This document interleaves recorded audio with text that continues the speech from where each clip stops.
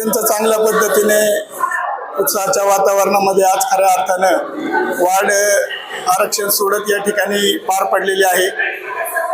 गरजे मॅडम मंडलाधिकारी त्या ठिकाणी अधिकारी होत्या, उंडे भाऊसाहेब आणि तलाठी मॅडम यांच्या अध्यक्षतेखाली चांगल्या प्रकारे या ठिकाणी सर्वांना विश्वासात घेऊन त्यांनी आरक्षण सोडत या ठिकाणी पूर्णपणे पार केलेली आहे।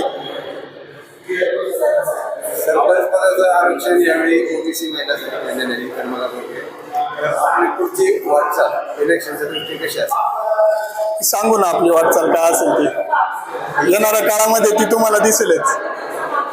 आरक्षण जे काय पडलं समाधानी आहे। आरक्षण व्यवस्थितरित्या सगळ्यांच्या उपस्थितीमध्ये चांगल्या पद्धतीने या ठिकाणी स्वच्छ पारदर्शक अशा पद्धतीने पार पडलेला आहे। आम्ही सगळेजण त्याच्यावर समाधानी आहोत। काम सुरू आहे आणि अजून प्रक्रिया चालू आहे, ती अजून पूर्ण झालेली नाही, त्याच्यामुळे ते कोणाची नावं कमी होणार नाही त्याच्यामध्ये। मतदार यादीचा कार्यक्रम आता जाहीर होईल, या पुढच्या काळामध्ये त्या महिन्यामध्ये ती जाहीर व्हायला पाहिजे। SIR प्रक्रिया सगळ्यांनीच पूर्ण करून घेण्याची आवश्यकता आहे। आतापर्यंत जवळपास 60-70% ती प्रक्रिया झालेली आहे आणि मला वाटतं 20-30% जे काही राहिलेलं असेल ते येत्या दीड महिन्याच्या कालावधीमध्ये ते पण पूर्ण होऊन सगळी स्वच्छ सुरक्षित यादी आपल्याला जाहीर करता येईल त्या ठिकाणी। आज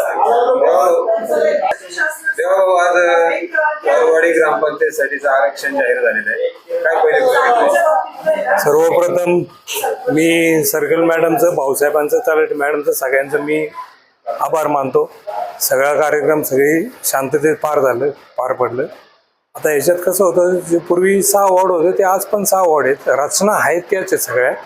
फक्त यावर्षी आता लोकनियुक्त सरपंच, ओबीसी महिला लोकनियुक्त सरपंच आलेले, हा एक मोठा चेंज झालेला आहे। पहिल्यांदा लोकनियुक्त सरपंच आले।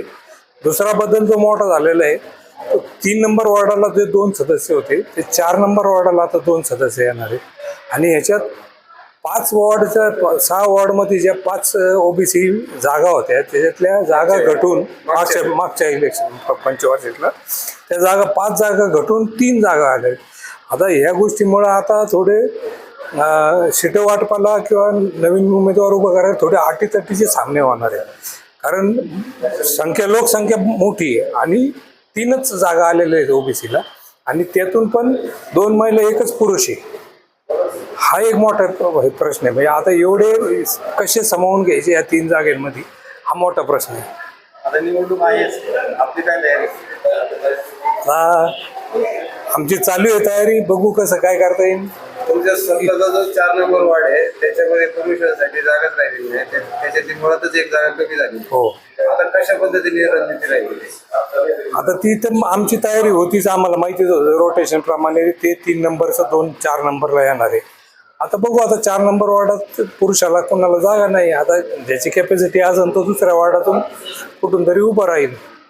एकंदर हे जे आरक्षण पडले याच्यावर आपण समाधानी आहात? समाधानी असं नाही म्हणता यायचं, कारण 5 जागा कमी होऊन 3 ओबीसी जागा आलेल्या आहेत, त्यामुळे समाधानी असं नाही म्हणता येणार। याच्यावर काय हरकत घेतली जाणार आहे? सगळ्यांची चर्चा करून बघू काय ऑब्जेक्शन घ्यायचं किंवा नाही घ्यायचं, बघू सगळ्यांची चर्चा करून।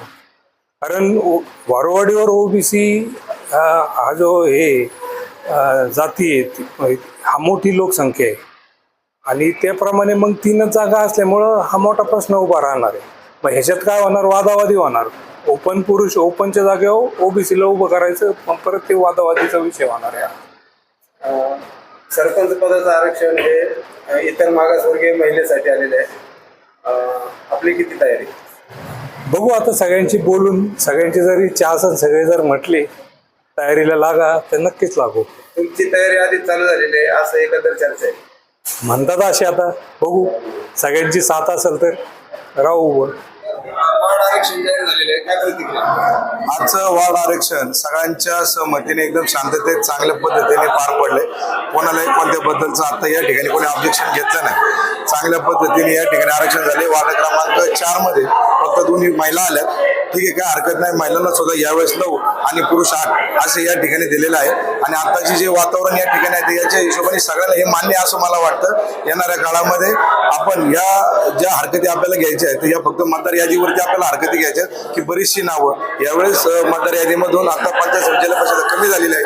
तर तुमच्या मार्फत आम्हाला प्रशासनाला हे सांगायचं आहे की तुम्ही लवकरात लवकर जी BLO लोक जी दिलेली आहेत त्यांनी चांगल्या पद्धतीने काम करून जी लोकांची नावं कमी झालेली आहेत ती जास्तीत जास्त कशी लावता येतील आणि जे मयत आहे जे इथं राहत नाही त्यांची नावं कमी करण्याबाबत आम्हाला त्यांना या ठिकाणी सूचना द्यायच्या. नावं कमी कोणाची झाली?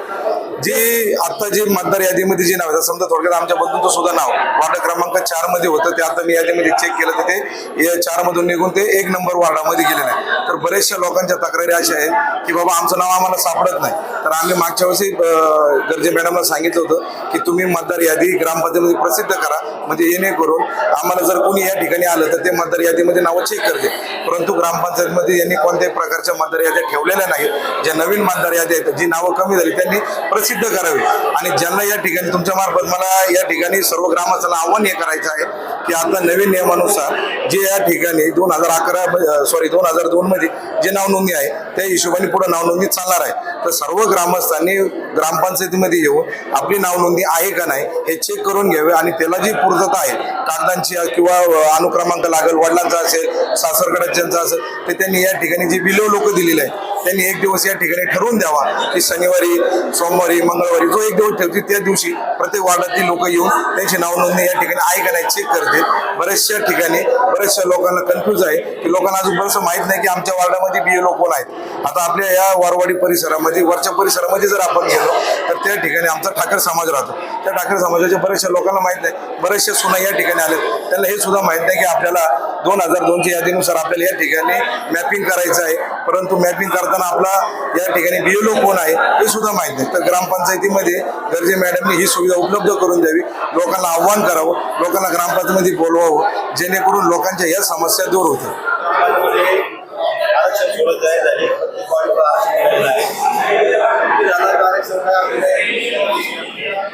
खरं तर बऱ्याचशा वार्डामध्ये जो अपेक्षित जे होतं ते अनपेक्षित झालेले जो गव्हर्नमेंटचे नवीन नियम झालेत त्यानुसार काही वार्डांमध्ये जी सदस्य संख्या होती ती कमी करण्यात आली काही वार्डांमध्ये वाढवण्यात आली.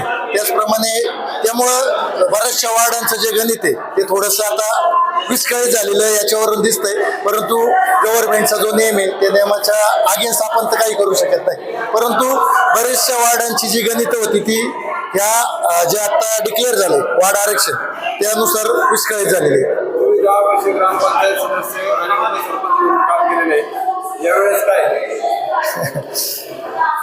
जनता जर म्हटली तर निश्चित उभं राहू. आपल्याला वाढ हा विषय आपल्यात नाही आपण काम करीत आलोय त्यामुळं ज्या ठिकाणी ओपनची जागा आहे त्या ठिकाणी आपण निवडणूक लढू.